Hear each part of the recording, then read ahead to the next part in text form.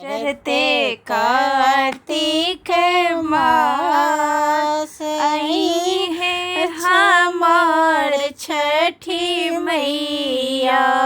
चढ़ते कार्तिक मास आई है हमार छठी मैया।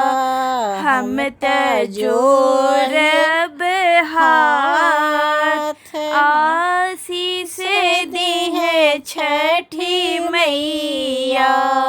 हम त जोरब हाथ आशीष दी है छठी मैया।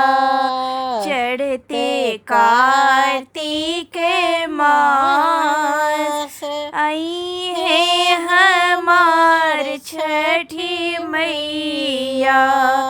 हम त दीहब अर्घ आई है हमार छठी मैया। हम त आशीष मांगब आई है हमार छठी मैया। चढ़ते कार्तिक मास हम त गीत गाए। सुनी है हमार छठी मैया। चढ़ते कार्तिक मास आई है हमार छठी मैया। तो लाइक करें।